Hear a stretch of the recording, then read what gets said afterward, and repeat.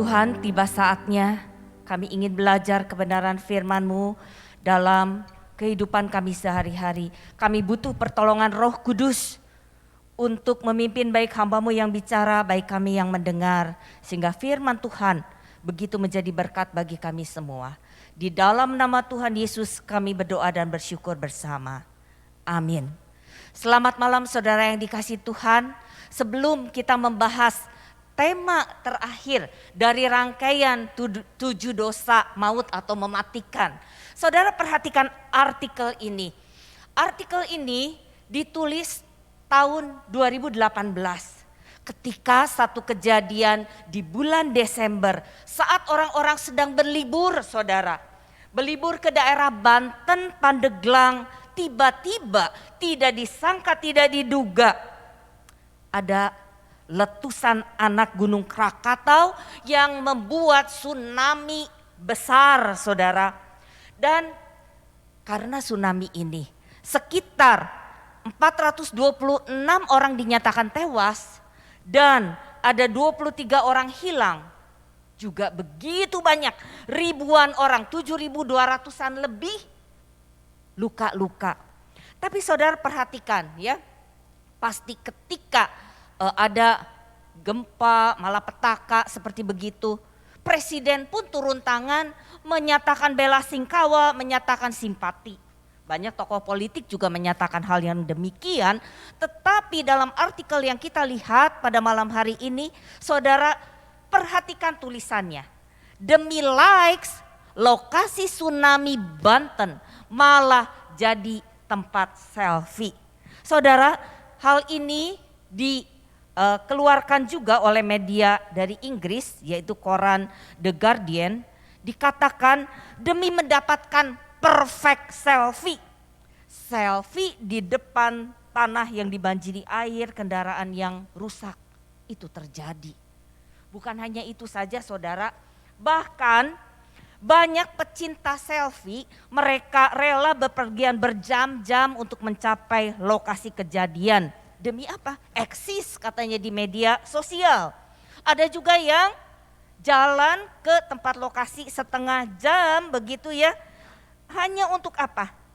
Dapat tempat yang ideal sehingga hasil foto mereka akan mendatangkan likes yang begitu banyak. Saudara-saudara sekalian, di sini kita lihat bagaimana demi kepentingan sendiri, ingin eksis, likes begitu ya, maka rasa simpati, rasa empati sudah luntur. Saudara-saudara sekalian, demikian juga ada satu berita lagi saudara kalau perhatikan ya. Ini dilansir satu koran yang menyatakan apa? Judulnya menarik saudara. Orang kota dikatakan semakin egois. Benarkah demikian saudara? Benarkah orang-orang kota semakin egois? Nah saudara, kalau bicara soal egois ini, perhatikan saudara, selama pandemi hampir 2 tahun, seolah-olah kita dikondisikan untuk apa? Untuk menghindari memang hubungan dengan orang lain, kontak fisik.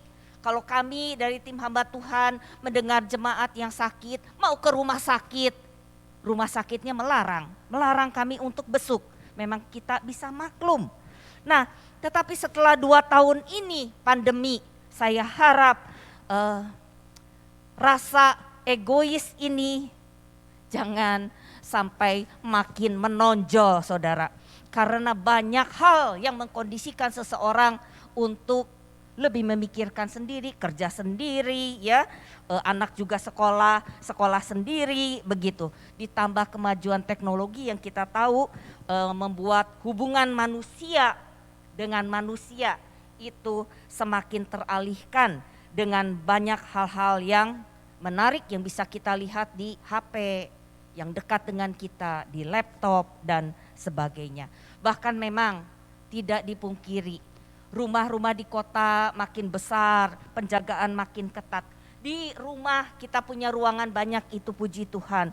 Tetapi ya satu fakta kita tidak bisa ingkari, lebih banyak anggota keluarga asik dengan dirinya sendiri, masing-masing sibuk dengan dirinya sendiri. Itulah tantangan pada zaman sekarang. Jadi dikatakan juga saudara, ya, fenomena yang dikenal dengan individuasi itu semakin menjadi perhatian yang harus diwaspadai. Ini ada satu fenomena yang harus diwaspadai, dikatakan demikian ya, hati-hati bahaya deindividuasi. Apa artinya? Yaitu seseorang yang terlalu asik dengan kesenangannya sendiri. Saudara sekalian, kalau diperhatikan ya, ini secara umum saja ya. Nah, kalau istilah deindividuasi ini tidak kita sadari, kita terus terkungkung atau terbiasa dengan sifat yang terlalu asik dengan kesenangan sendiri, hal ini sangat membahayakan saudara. Membahayakan karena apa? Kenapa tadi dikatakan perlu diwaspadai? Karena lama-lama seseorang itu akan menjadi antisosial. Jangan sampai tidak disadari. Selain itu juga seseorang bisa jadi narsistik. Wah, ini lebih parah saudara. Apa itu narsistik? Itu memang salah satu gangguan kepribadian di mana seseorang ini merasa dirinya sangat penting, saudara. Ya, merasa dirinya ini sangat penting, perilaku mencintai diri sendiri yang berlebihan, bahkan cenderung nantinya arogan, saudara. Manipulatif, sering mengintimidasi orang lain, dan apa juga menuntut sesuatu dari orang lain dan anggap dia ini berhak untuk mendapat perlakuan khusus, berhak, begitu ya. Nah, saudara pasti ingat ada seorang tokoh di Alkitab di Perjanjian Lama, saudara, ya, satu kerajaan, yaitu zaman Ratu Ester, ya, Raja Ahasiveros, begitu. Ada orang kepercayaan raja yang bernama Haman. Nah, si Haman ini betul-betul memenuhi kriteria sebagai orang yang narsistik. Bagaimana dia merasa semua orang ini harus menyembah dia kalau dia lewat. Dia mengintimidasi orang lain, ya. Dia arogan. Dia mencintai diri sendiri yang berlebihan, menuntut perlakuan khusus dari orang-orang sekitarnya. Itu si Haman. Sampai kita tahu ya, orang yang demikian akhirnya Tuhan sendiri yang merendahkan dia. Saudara-saudara sekalian, panggilan kita sebagai anak-anak Tuhan dari Filipi 2 ayat yang keempat. Jelas firman Tuhan mengatakan, janganlah tiap-tiap orang hanya memperhatikan kepentingannya sendiri, tetapi kepentingan orang lain juga. Inilah panggilan kita sebagai anak-anak Tuhan. Ayat ini bukan berarti kita tidak boleh memperhatikan diri sendiri. Karena kan ada firman Tuhan, hukum kasih aja yang kedua. Kasihilah sesamamu manusia seperti dirimu sendiri. Itu hukum yang kedua. Nah, perhatikan diri sendiri memang tidak disalahkan. Nah, saudara-saudara sekalian, kita perhatikan. Perhatikan diri sendiri seolah-olah ada tahapan ya. Kalau anak kecil, sudahkah bisa memperhatikan diri sendiri? Belum kan? Semua yang dipakai anak kecil begitu ya, apa yang sepatu yang dipakai, baju yang dipakai, masalah kebersihan dia, kesehatan dirinya masih diperhatikan oleh orang tuanya. Nah, mulai remaja kita lihat, anak remaja sudah umum kita tahu mulai perhatikan penampilan diri, ya. Banyak anak-anak jadi cantik, ganteng gitu ya setelah remaja. Nah, setelah dewasa tentu sewajarnya sudah lebih berpengalaman dalam mendandani diri, memperhatikan diri sendiri. Dan kalau boleh saya katakan, orang yang sudah dianggap dewasa harusnya bukan hanya bisa memperhatikan diri sendiri. Mulailah pada tahap yang lebih lanjut, yaitu memperhatikan kepentingan orang lain.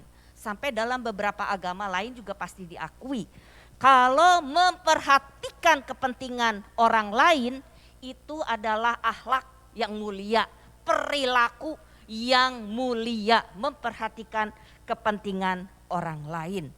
Saudara-saudara, ada contoh yang menarik ya, dalam satu simulasi di sebuah seminar begitu ya. Di sebuah seminar 50 orang, nah si motivator ini mengajak seluruh peserta untuk menulis namanya di sebuah balon. Setelah nama ditulis, balon diterbangkan. Kemudian orangnya suruh duduk acak, berdiri acak. Setelah itu ada perintah daripada sang motivator. Mengatakan apa? Sekarang balon yang sudah diterbangkan ini kamu ambil. Ambil apa? Ambil yang ada nama kamu. Padahal mereka sudah acak begitu ya. Nah, betapa kesulitannya setiap orang mau mencari nama di balon tadi. Padahal nama dianya sendiri. Akhirnya banyak orang kesulitan, motivator memberi jalan keluar. Sekarang begini caranya. Kalian kan kesulitan mengambil nama yang ada di balon tersebut. Sekarang setiap orang ambil balon acak dengan nama acak juga. Setelah diambil, barulah setiap orang mencari nama yang tertulis di balon itu, cari orangnya yang mana. Akhirnya memudahkan ya. Jadi hal yang permainan sederhana seperti begitu mengingatkan kita bahwa tidak rugi untuk memperhatikan kepentingan orang lain. Saya jadi teringat satu kisah ketika Nabi Elia mengunjungi janda di Sarfat. Janda itu hanya memiliki tepung dan minyak untuk sekali bikin roti. Akhirnya mendahulukan terlebih dahulu bikin roti untuk Nabi Elia. Tuhan tahu, Tuhan memberkati luar biasa. Janda ini selama masa kelaparan Tuhan pelihara. Jadi saudara, jangan takut kita memperhatikan kepentingan orang lain. Jangan takut. Selanjutnya saudara, kalau kita perhatikan definisi daripada egois. Ya, apa sih egois? Egois adalah kecenderungan untuk memprioritaskan keinginan dan kebutuhan sendiri di atas kebutuhan dan keinginan orang lain. Bertindak berlebihan, tidak peduli orang lain dirugikan. Perhatikan kata-kata yang di garis tebal, yang di huruf tebal, ini kata-kata kuncinya. Apa definisi egois? Yaitu ada keinginan sendiri, ada kebutuhan sendiri, itu yang jadi prioritas. Dan kesalahannya apa di sini? Yaitu tanpa memperdulikan orang lain, tidak peduli orang lain dirugikan. Nah itulah kalau egois yang ekstrim begitu ya, yang harus diwaspadai, jangan sampai kita jatuh dalam dosa keegoisan yang demikian. Nah kalau definisi begini ya bisa membuat seseorang berdosa jika orang itu hanya fokus pada kepuasan sendiri, pada kepentingan sendiri, keinginan sendiri harus tercapai. Tidak perhatikan akan orang lain yang akibatnya dirugikan. Contoh saudara ya, di gambar ini seperti seorang anak kecil mencuri uang ibunya. Untuk beli apa? Beli komik kesukaan dia. Dia tidak peduli kalau uang yang dicuri itu uang ibunya untuk membeli makanan sehari-hari. Makanan untuk kebutuhan seisi keluarga. Dia tidak peduli. Itu contoh dari definisi itu. Saya pun pernah mengajar satu sekolah, ada seorang anak yang pintar begitu ya. Cuma sayang, guru-guru tuh merasa kasihan kepada anak ini karena seolah-olah dalam tanda kutip penampilannya kurang terawat begitu ya. Aduh, bajunya tidak disetrika, dia tiap pagi entah sarapan atau enggak. Guru-guru pikir, aduh ini anak apa ekonominya kurang baik atau bagaimana. Tetapi saudara, semua kaget ketika melihat ibunya, wah begitu perlente, dandan dengan dengan luar biasa begitu. Tidak sangka, tidak perhatikan anaknya yang punya kebutuhan yang harus diperhatikan. Itu contoh dari definisi egois yang ekstrim. Nah saudara sekalian, di Alkitab pun ada contoh ya, satu kisah di 1 Raja-Raja pasal 21.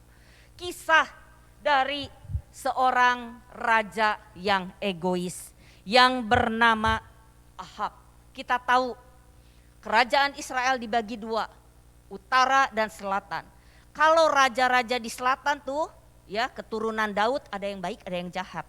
Tapi kalau kerajaan utara yang disebut Israel, rajanya semua jahat, menyembah berhala, beralih dari penyembahan yang sejati kepada Tuhan. Dan si Ahab ini kita tahu ya, raja yang sudah memiliki segala sesuatu kebutuhan pasti dia miliki, dia bisa penuhi dengan mudah, pasti kekayaannya juga cukup begitu ya. Nah, dikisahkan di sini saudara, tuh waktu si Ahab melihat di samping istana dia melihat ada kebun anggur. Ada kebun anggur milik si Nabot. Nah, lalu raja mulai punya keinginan, raja punya ide.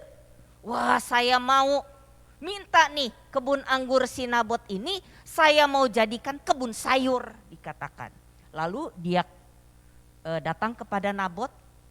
Nabot mengatakan dia tidak menjual kebun anggurnya karena ini tanah milik pusaka keluarga gitu.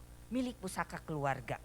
Tapi dikisahkan Raja Ahab ini jadi kesal hati, jadi gusar, jadi marah. Keinginannya tidak terpenuhi sampai Alkitab menulis si Raja Ahab ini tidak mau makan saking keselnya. Dan si Raja Ahab punya istri yang memang jahat ya, namanya Isabel. Isabel ini mendorong suaminya untuk mewujudkan keinginannya itu dengan cara yang sangat-sangat menunjukkan sikap yang egois. Bahkan saudara, bukan hanya sikap egoisnya ini tidak pedulikan orang lain, tetapi si Isabel punya ide yang sungguh-sungguh tidak mempertimbangkan baik buruknya, benar salah, mendorong suaminya untuk berbuat dosa. Si Isabel mengumpulkan saksi-saksi palsu untuk beri kesaksian palsu, mengumpulkan para tua-tua, pemuka kota untuk apa? Menghakimi Nabot ini. Nah, si saksi palsu disuruh mengatakan apa? Nabot katanya telah mengutuk Allah dan raja. Akhirnya diputuskan, tua-tua memutuskan bahwa si Nabot ini dilempari batu dan kebun anggurnya dirampas. Itulah tipe orang yang sangat egois. Mulai dari keinginannya yang harus dipenuhi. Dan saudara sekalian, Tuhan tidak tinggal diam. Akibat keegoisan Ahab dan Isabel, Tuhan tidak tinggal diam.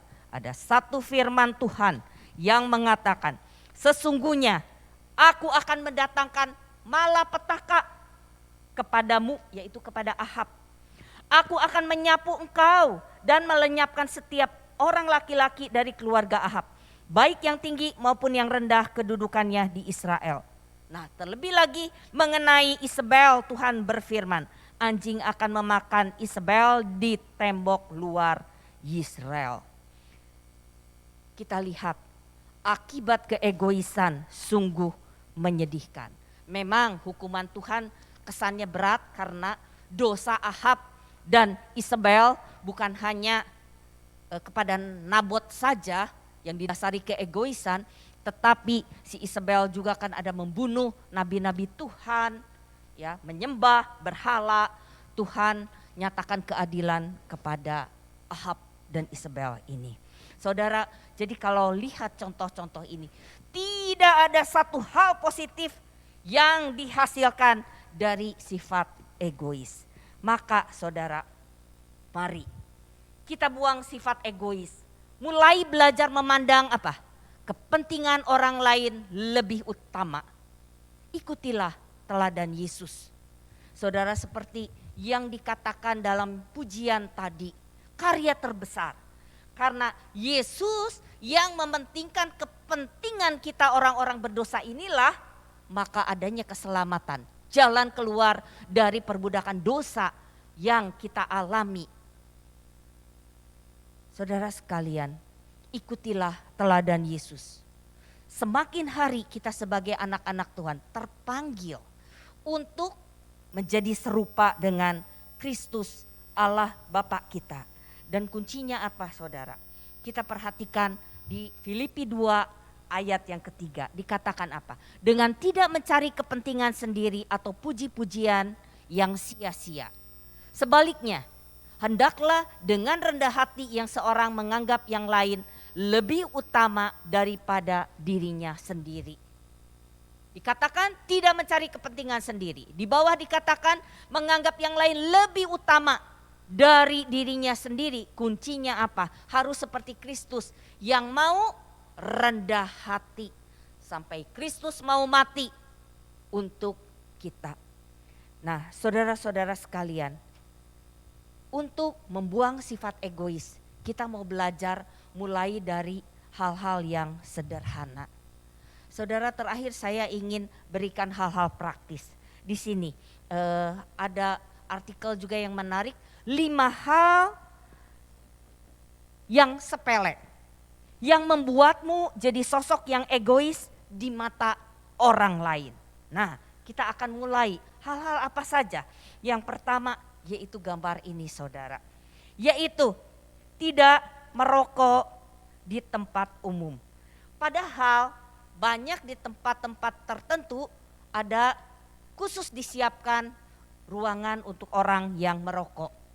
Orang yang merokok pun mungkin punya pergumulan. Ya, ada pergumulan tersendiri sebelum dia mau melepaskan keterikatan dari rokok ini. Tapi jangan membuat orang lain rugi. Jangan memaksa orang lain menganggap dirinya penting begitu. Sehingga boleh dengan bebas merokok sembarangan. Dan sungguh menyedihkan dalam beberapa tahun ini di GKI Citra kita tahu. Karena dia perokok pasif. Dia tidak merokok orang baik-baik. Dulu kata di pekerjaannya, lingkungannya semua merokok. Akhirnya terkena kanker paru-paru bukan? Dan akhirnya memang dia dipanggil pulang karena kanker paru-paru. Sungguh menyedihkan, dari hal kecil harus dimulai belajar membuang sifat egois.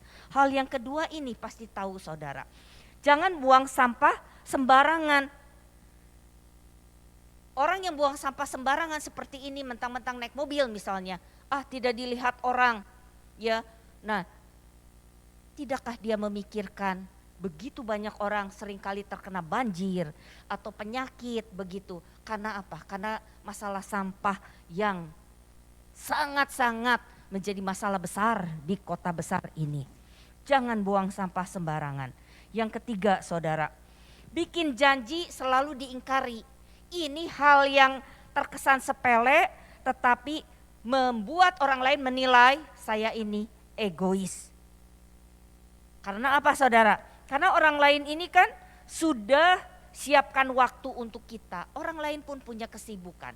Jadi kalau kita punya janji, belajar, tepati janji. Jangan ingkar janji. Termasuk saudara hal kecil yang sering kita anggap biasa yaitu datang terlambat. Datang ngaret gitu ya. Datang ke gereja apalagi ngaret begitu ya, terlambat. Dia tidak peduli orang lain punya urusan penting. Padahal kalau ibadah di gereja jangan ngaret, itu untuk kepentingan kita. Kita bisa nikmati hadirat Tuhan, bagaimana Tuhan akan siap untuk menyegarkan kerohanian kita dari awal ibadah. Lalu yang kelima saudara, yang keempat, berpura-pura tidak melihat ada orang tua, ada orang yang hamil, begitu ya, orang yang harus diprioritaskan. Nah, tapi kita pura-pura nggak lihat. Nah, itu hal sepele yang berhubungan dengan kepentingan orang lain yang seharusnya diutamakan, tapi kita tidak peduli. Hati-hati. Lalu yang terakhir ini, saudara, yang terakhir, menunda untuk membalas SMS atau chat. Nah, khususnya anak, remaja, pemuda sudah bisa pergi sendiri. Ya, kalau orang tua chat atau tanya, telepon, jangan diabaikan, jangan dianggap sepele. Karena kalau hal ini dianggap sepele, dianggap tidak penting, berarti kita tergolong egois. Egois karena apa? Kita tidak mempedulikan orang tua yang khawatir. Suami istri waktu mau pergi kemana begitu, tidak bicara, tidak memberitahukan. Kalau ditelepon mungkin SMS tidak dibalas dengan cepat, membuat orang-orang rumah menjadi khawatir.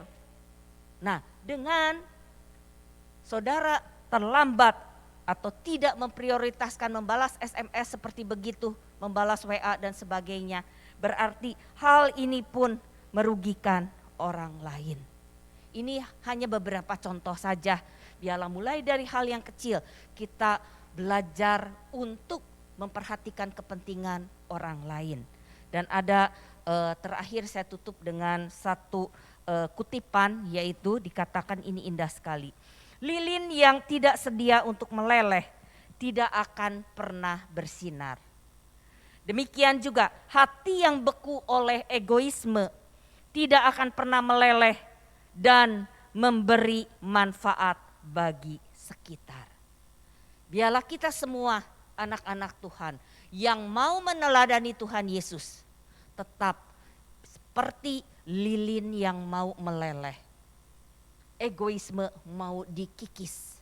Dengan pertolongan Roh Kudus kita dimampukan untuk terus diproses mulai dari hal kecil sampai makin hari keegoisan terkikis dan kita makin serupa dengan Kristus. Kita sama-sama berdoa. Bapa di surga, firman-Mu sudah berhenti. Biarlah kami ya Tuhan mau meneladani apa yang Tuhan Yesus ajarkan. Kami mau buang sifat egois. Kami mau belajar bukan hanya mengutamakan kepentingan sendiri tanpa mempedulikan orang lain. Kami mau belajar mengutamakan kepentingan orang lain juga ya Tuhan. Biarlah sungguh-sungguh hidup kami makin lama makin serupa dengan Kristus. Inilah doa kami Bapa. Di dalam nama Tuhan Yesus kami berdoa dan bersyukur bersama. Amin. Tuhan berkati.